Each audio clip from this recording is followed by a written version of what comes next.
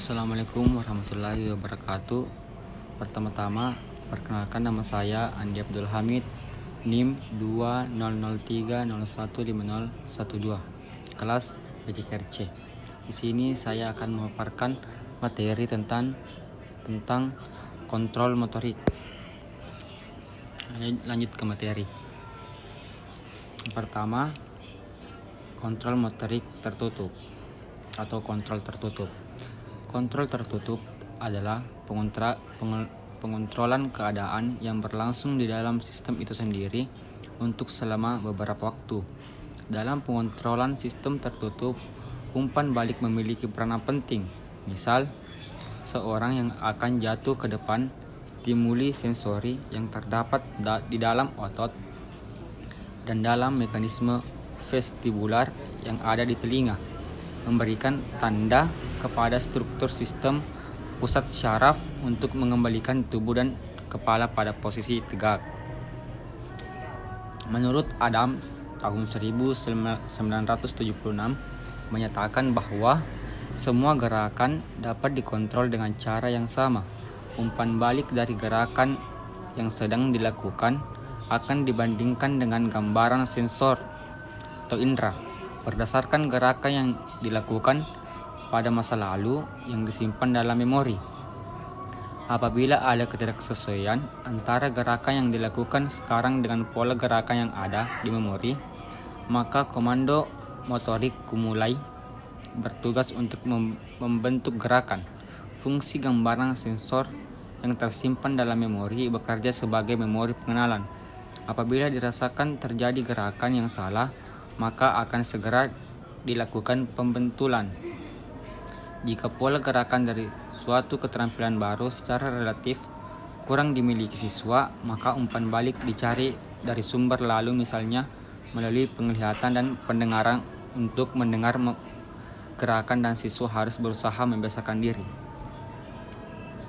Dan menurut Smith tahun 1988 menyebutkan elemen-elemen sistem pengontrolan tertutup tersebut meliputi 4 hal.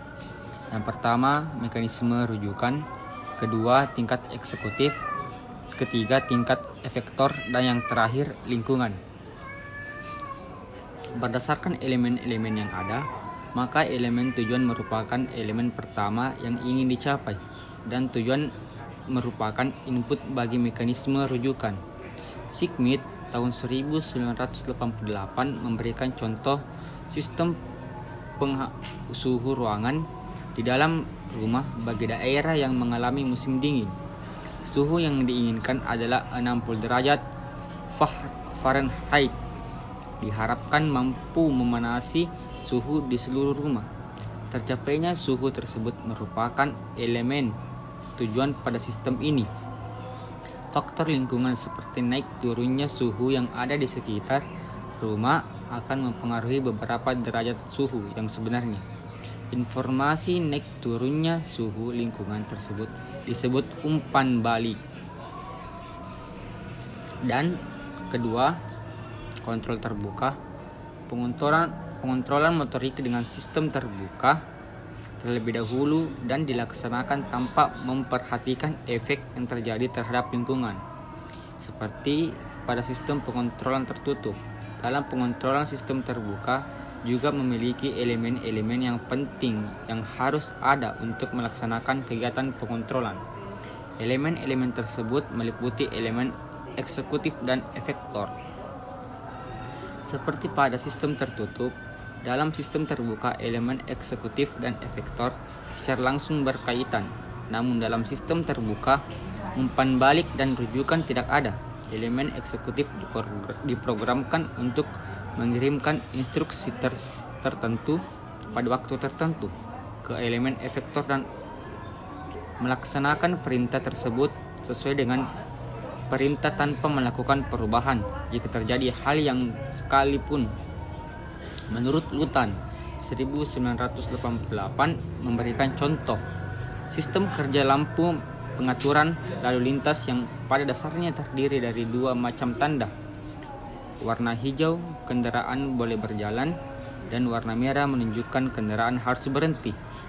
Kapan warna hijau dan warna merah harus menyala sudah diprogramkan tanpa memperhatikan kepadatan lalu lintas dan kebutuhan pengendara. Jika terjadi kemacetan lalu lintas, lampu pengatur lalu lintas tidak dapat menyesuaikan diri dengan kondisi yang dibutuhkan karena tidak ada umpan balik dari lingkungan yang masuk dalam sistem pengontrolan.